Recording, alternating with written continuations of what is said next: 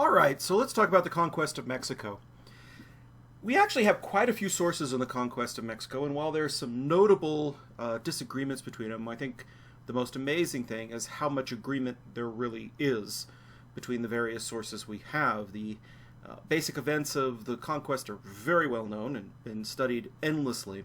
Some are more pro-Spanish, some are more pro-Mexica or Aztec, and some have their own, kind of spin. But it does give us a very full-formed picture of this kind of tragic but very important, transition into what becomes viceregal, Spain, a new colonial Spain. So some of the first sources are Hernan Cortes himself. Hernan Cortes becomes the governor of the new province, and he actually writes letters to Charles V. And he describes both the city and the conquest in details. Of course, one might expect that Hernan Cortes would paint himself in a glowing light, and he does. But what's funny is that he doesn't actually come off all that great in the letters, because several times he has to inform Charles V that, well, I've already destroyed the city, so, and Charles V is actually quite upset about it. The next major source is from a historian who actually never came to the New World, but was a historian from Seville, the University of Seville, Gomara. And Gomara actually interviewed conquistadors and people who had been there who had returned and wrote the history. And it's regarded as probably the least accurate, that the people who returned to Spain had kind of a vested interest in, kind of elevating their own status relative to the status of everyone else. So he spoke predominantly to people who were, of upper class status. And that's why we get the actual third history, Bernal Diaz del Castillo. Bernal Diaz actually writes what he calls the true history of the conquest of New Spain, because he felt that Gomara's version was very, very bad and very, very poorly done. And Bernal Diaz's version is generally one of the more favorite versions. He was just kind of a working class soldier who eventually wound up being a kind of landed gentry in Guatemala. But he was still alive at the time that Gomara's account came out, and so he undertook it to correct the many errors. And basically what he did is, he laid into Cortes and the leadership, saying that, much of the leadership was incompetent, and he portrays a much more haphazard invasion instead of something that was well-planned and providential, something that was mitigated by chance and luck and downright stupidity. He also gives a lot more grisly details. Gomara's and Cortez's accounts don't talk about a lot of the killing in any particular detail, but he does, and he gives us a very visceral account. And then the final account is interesting because it gives the views of the Mexica. Bernardino de Sahagún did this large history. It's a magnificent, ethnographic history. It's 12 volumes. And the 12th volume, just the 12th volume, is about the conquest. And so he sent out native speakers and native artists to interview people to get their take on it. And it gives us a much greater sense of what the Aztecs were experiencing, although it too has a kind of Spanish, kind of bias in places. There's also a lot of other material. Aztecs didn't have a writing system like the Maya. They did not have a fully formed writing system, but they did have a very elaborate system of picture writing with toponyms. Toponyms are glyphs that indicate place names, dates, locations, major events. And so we have things like this, the Lienzo de Klashkala. Klashkalans were some of the people who immediately joined up on the Spanish side, and so we have this incredible thing of over 37 scenes showing individual moments. And although we call it a linen, it's actually painted on cotton, but it's this large piece of cloth, and it gives descriptions, but the descriptions also give events, numbers, etc. So let's talk about Hernan Cortes. Hernan Cortes was one of the most ruthless, but one of the most ambitious people to come to the New World. He actually is part of a failed journey in 1502 to come to Hispaniola, but he is part of the conquest of Cuba in 1511. He comes under the direction of Velázquez, who becomes the governor of Cuba, and they have a very tense relationship. He's part of the failed expedition to the Yucatan. They basically got their butts kicked and got sick, and it was terrible. So he returns to Cuba, but he hears tales of Mexico, of this great and golden kingdom in the center of Mexico.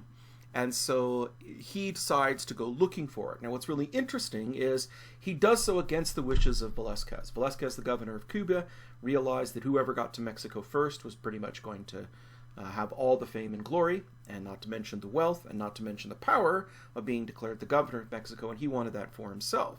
So Cortes tried to sneak off with 630 men, 630 Spaniards, and a number of Arawak and black slaves, as well as some black freedmen. And he almost made it, and Velazquez basically, kind of stops him right at the dock, and they have to have a conversation.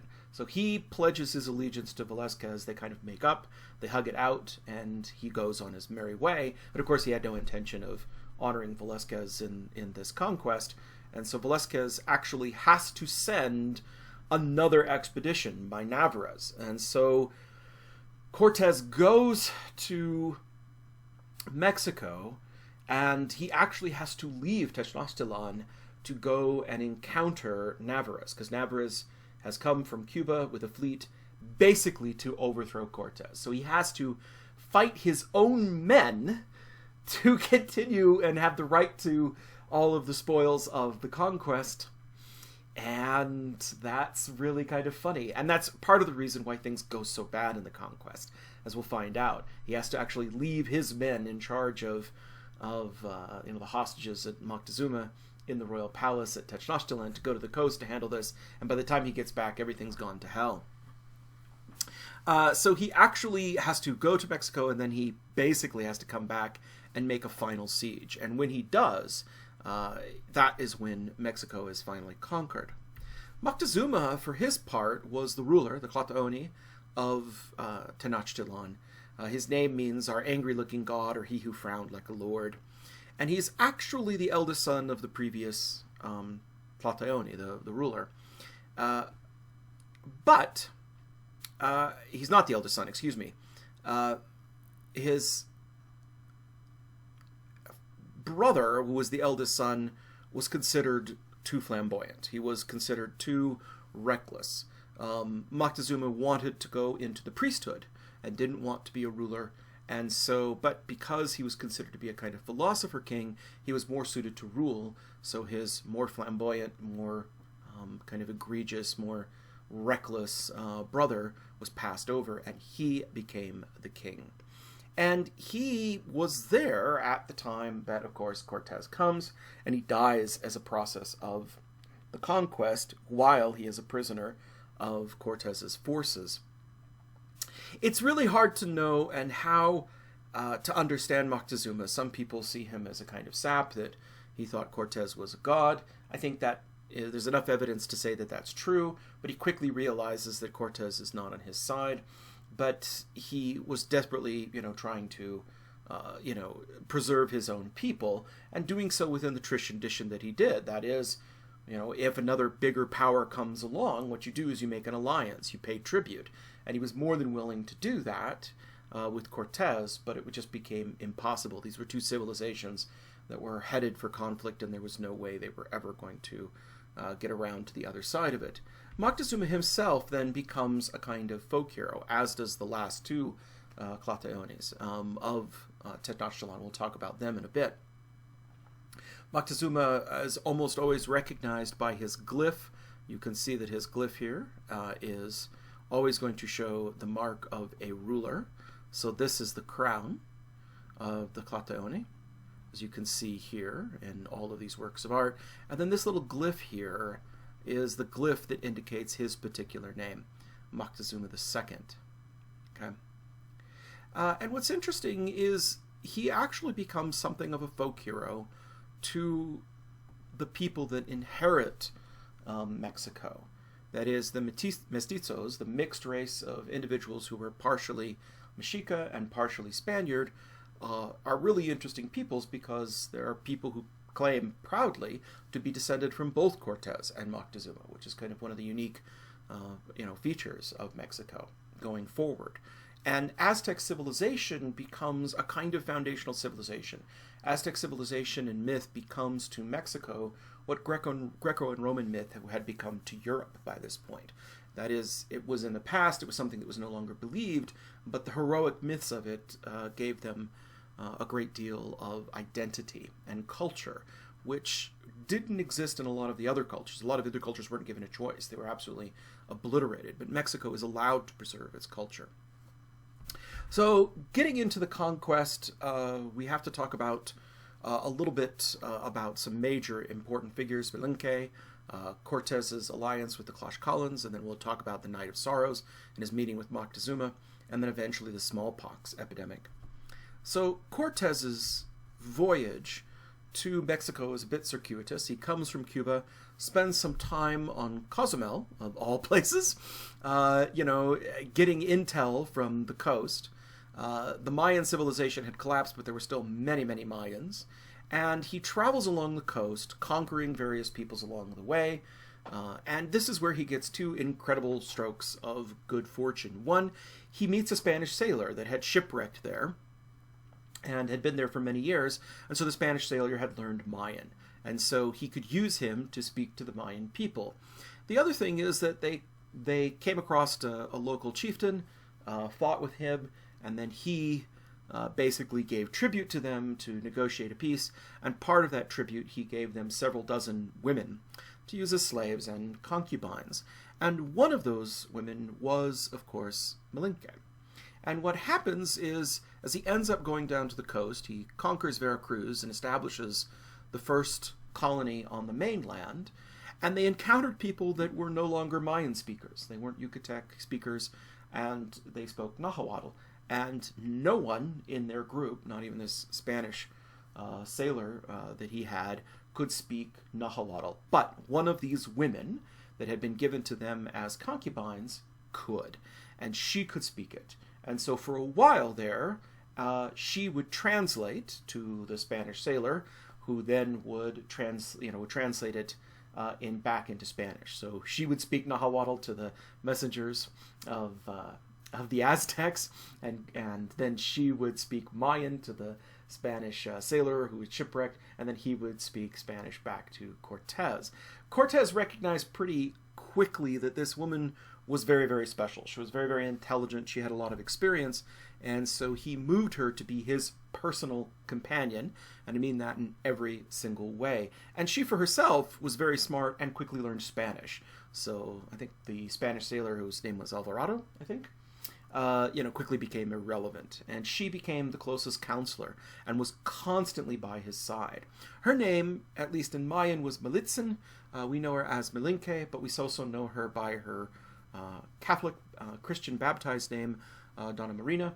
And Donna Marina is again Doña is a title that means that she had been elevated to the level of nobility. We don't know if that's actually true or not, but it's interesting that Bernal's history always speaks incredibly highly of her. That always says that she was indispensable. And, while Bernal has nothing good to say about a lot of Cortez's men and a lot of his, lieutenants, he has nothing but respect for Palenque. And she becomes absolutely indispensable. And she becomes the lover of Cortez and bears him a son, Martin. And Martin is often regarded as the first mestizo, the first mixed person of mixed heritage. She dies relatively young, right after the conquest, and so Cortez marries someone else. But for a while there, his only heir was this mestizo that existed. Her legacy is complicated. She is conflated with the legend of La Llorona, which is this kind of woman that sorrows over her dead children, this kind of ghost story. And she also becomes seen as a kind of traitor. And this is where you get the term malinquista, a person who is a traitor to their own people. But it's important to remember she wasn't Mexica. She wasn't Nahuatl native speaker. She spoke it, but she was probably of Mayan ancestry. Or maybe she was a prisoner brought into Mayan ancestry, but we don't really know. So she wasn't really betraying her people. And in many cases, it sounds like without her, things would have been much bloodier and worse than they were. She was especially important to the discussions with the Klashkalans, and in fact, when we get to the Lienzo of Klashkala, she is very prominently figured. She appears every single time Cortes appears, and she's right by Cortez's side, which shows how incredibly important she was. So, you know, history could give you many different interpretations. She may have been a traitor, or she may have actually been a very important person in this regard. I think we've gone through several revisions of her history, and I think most people now regard her as you know, a person who was in a very difficult situation, who made the most of her situation. So because she was there, she was able to actually translate for Cortez in every way. Again, she quickly learned Spanish, and as you can see, she is always by Cortez's side. The Mexica and the Aztecs, for their part, heard about Cortez, and they'd heard some terrifying things. It's important to know that the Aztecs had been expecting something horrible for a good long time. 10 years prior to this, there had been a number of bizarre omens. These are all recorded in the Florentine Codex, the history by Bernardino Sahagún. For example, a light had appeared at night, and it lit up the entire sky until morning. A strange comet appeared. The temple of Huitzilopochtli burned by fire, and if you threw water on it, it just got hotter. And it just burned down to nothing. This was 10 years before. And coming up even closer, there were strange diseases seen. There was an elderly woman that would go around and proclaim that the end was near, but when anybody tried to find her, she was gone. There was a strange apparition of a two-headed figure, and yet when they went to go and try and seize it to bring it, it disappeared. All of these omens were seen as omens of incredible disaster to come. So the Aztecs were already on edge. And we also have this long-lasting tradition of Quetzalcoatl Tolpitzin, this character from the Toltec legend, who went across the sea and was rumored to have come back. And so there was some expectation that maybe this was who Cortez was. So he sent them messengers, and the messengers brought gifts, including gold necklaces and capes and very precious items. But the one thing that they brought was god suits. They brought these clothing that were the apparel of a god. And so this is god impersonation. They expected, if he's a god, he's going to pick the suit of the god he is and put it on, and at that point, they will know which god he is and know how to reverence him.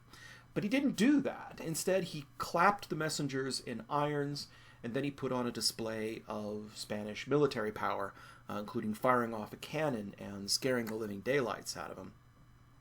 So from that point onward, they were very, very cagey about Cortez. He was obviously very powerful, but at the same time, increasingly they became more and more suspicious that he was not a god. And I think the idea that they thought of him as a god, I think that's overplayed. But it does make for some fabulous plot twists in El Dorado.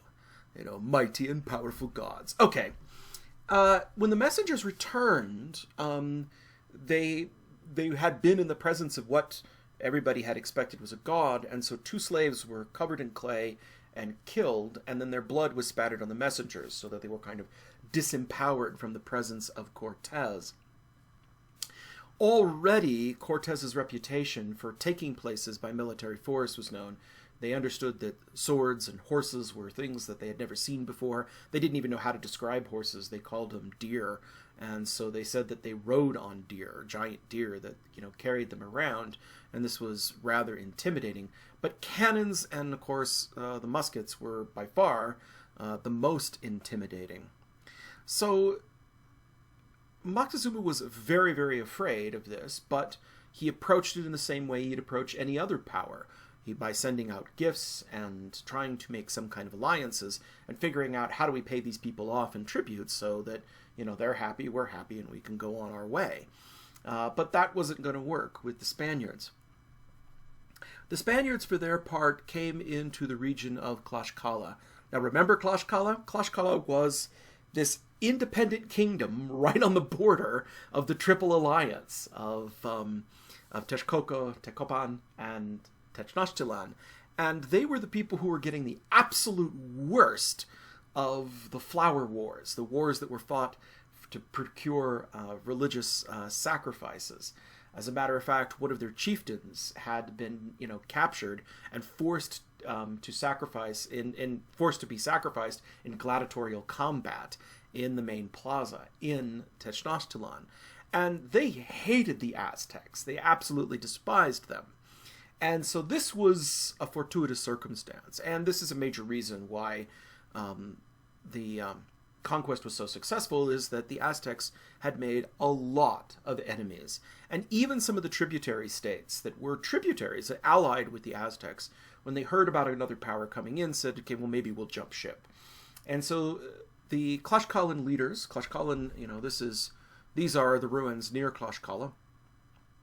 This is the little kind of independent kingdom, as you can see here. Independent. And so they came from the coast, and they came through Klashkala. And so with Malinke's help, the four leaders, the hereditary leaders, accepted baptism and communion. And according to tradition, the whole place immediately joined up. And now, whether they joined up faithfully or not, who knows? The tradition in the Aztec world was that when you conquered somebody, you brought their gods into your sanctuary, and then you actually brought the priests from the people you conquered to maintain those gods. So the idea was, okay, we conquered your people, but we're still going to honor the gods just in case. We don't want to piss off any gods. So to them, the adoption of a god and the adoption of new rituals was a very common practice. The Spaniards said that when they got to Tenochtitlan, it was a city of 1,000 gods. That's probably actually lowballing it. There were probably many more than 1,000, many, many rituals that had to be performed. So the Klashkalans probably assumed, hey, we'll assume you're God.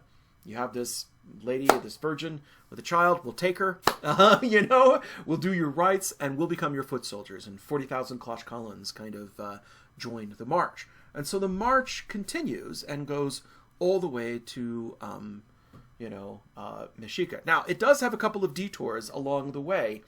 Moctezuma was very much aware of this negative feature of this alliance, and so he wanted them to come through Aztec territory and not march through the territory controlled by the Klashkalans. And then we have the massacre at Cholula. Cholula was another city that was allied to the Aztecs. Cortez goes down there, and something goes wrong. He says that they dishonored him. It's a very, very contentious issue as to why he did it, but he did. He massacred the Cholulans, and after that, that was when I think Moctezuma really becomes terrified of the capacity. Because Cholula is a massively powerful state and a huge ceremonial center, and the fact that he could so easily dispatch them really sent shockwaves through Tenochtitlan and through the Mexica world. So Cortez meets up with Moctezuma. Moctezuma actually comes out of the city to meet him. They meet on one of the great causeways, all from Lake Texcoco, and Moctezuma personally meets with him, and he treats him to prizes and all kinds of presents. Very much just lavishes him with all kinds of honors. And he says to him, Lord, you are weary, the journey has tired you, but now you have arrived on earth, you have come to your city of Mexico. And what he means by that is that, okay, we're ready. After you've slaughtered the Cholulans and actually, allied with the Klashkalans, we are ready to make tribute. We're ready to be part of whatever empire you were. And that's, of course, what Charles V wanted.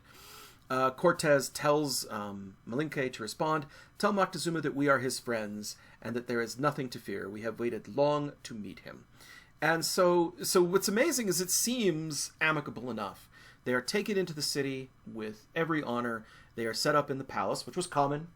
Visiting dignitaries would often be in the palace. They're shown all of the sights. And things start to go south the very next day, because the very next day they are invited up to go see the temple, the Templo Mayor. And as they take him up to the Templo Mayor, Moctezuma was already there. It was early in the morning. He was there to preside over the sacrifices, and Cortez and his men go up to it. And this is where Bernal Diaz gives a very, very vivid description of this event. The city is laid out. It's white. It's beautiful with its canals. They talk about how there was gold and jade and jewels and quetzal feathers and cotton and all kinds of things in the market. They were just aghast at the scale and the wealth of the city. But the other thing that really shocked them was the level of human sacrifice. So they get to the Templo Mayor, and Moctezuma sends young men down to help Cortez come up those very, very steep steps. There was 114 steps up to the top, according to Bernal Diaz. But Cortez, being Cortez, said, nope, I don't need help. I'll do it myself. Everybody else would have been exhausted going up those steps, but he made it all the way up. Or at least pretended that he didn't need help. And when he got to the surface, they actually directed him into... They got to see the entire city, which was just a, boggling sight of beauty and endless vista of this incredible city of potentially 200,000 people. And then they were invited to go in and, go into the temple. And they go into the temple, and Bernal Diaz gives a very, very vivid description. He says that the walls are just caked with blood. There's a brazier of coals, and in the brazier of coals are 3 hearts that are burning from sacrifices that were made just that morning.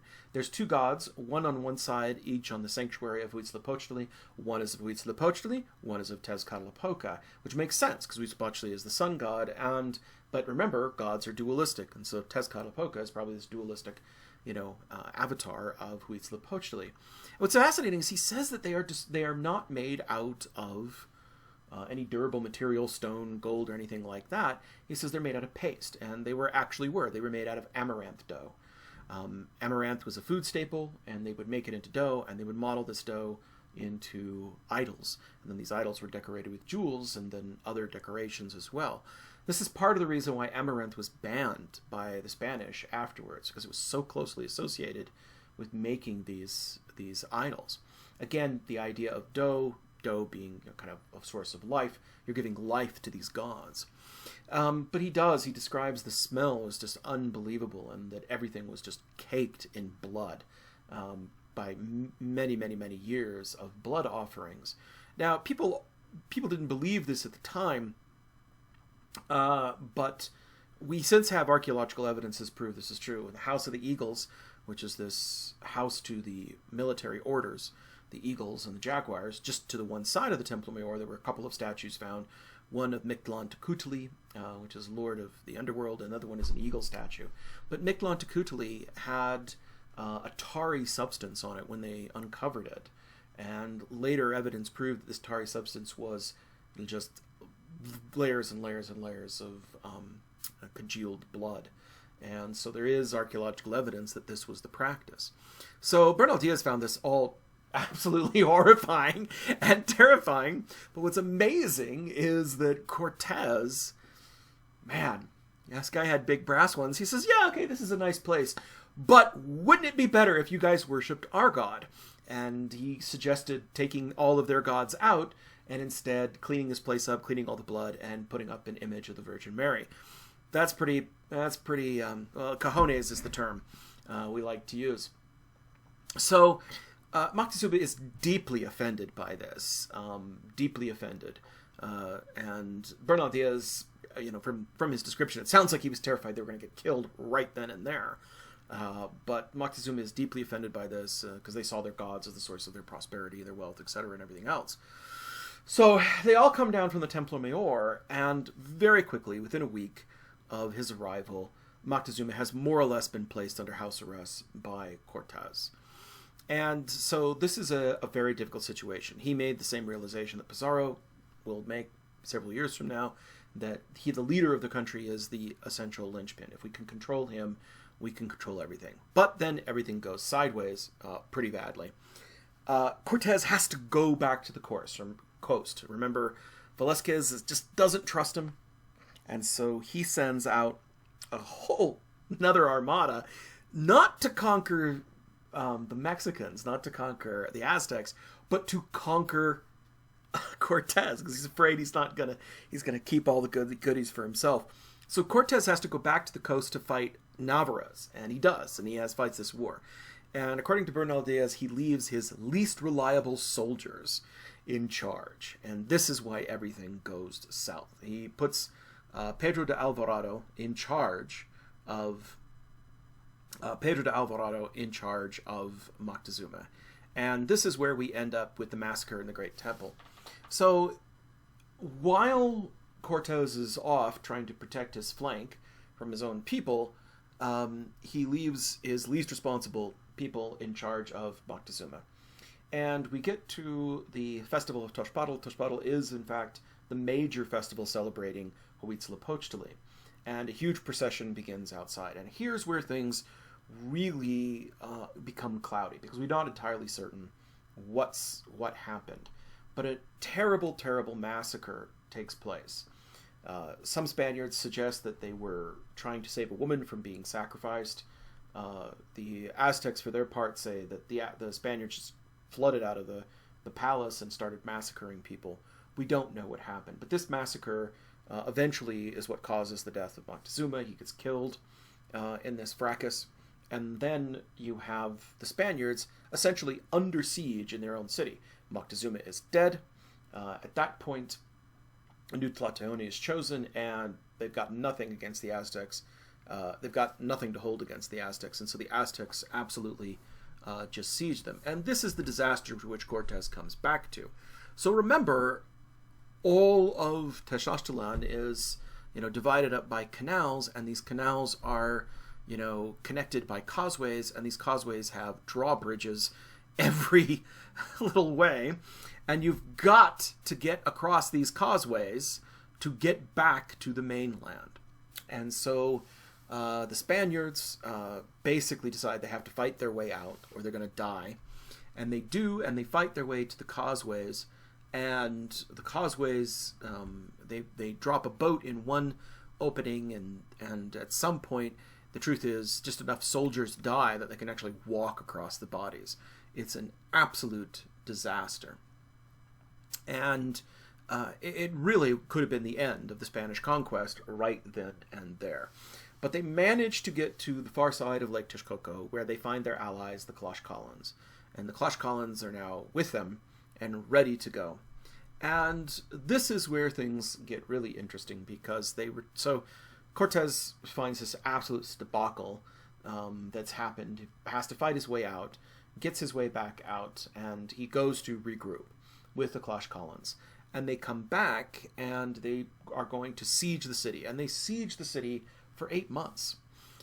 They actually run out of gunpowder at one point, to such a degree that, they decide, well, we know how to build siege engines like catapults and trebuchets, and so they actually try to build a trebuchet. But it's been so long since anybody's used a trebuchet, they don't know what they're doing, and they hurl this enormous stone straight up in the air, and it comes down and it destroys the trebuchet in the very first shot. So it's the last time a trebuchet was ever used in battle. So it's kind of interesting. This medieval piece of technology, the last time it was ever used in battle was in the midst of the siege of Tenochtitlan. But he does have one great advantage. He has all the Klashkalans behind him, but at the same time, a massive smallpox epidemic comes through. And estimates are that it kills anywhere from 1/4 to 1/3 of the population. It's just really devastating.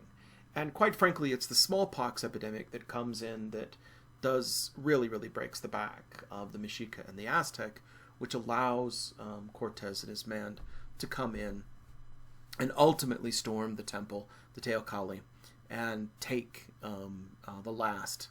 So this is where we get to the end of the Aztec Empire. By this point, the Aztecs are completely conquered. We have 2 interim Tlatoanis that come in.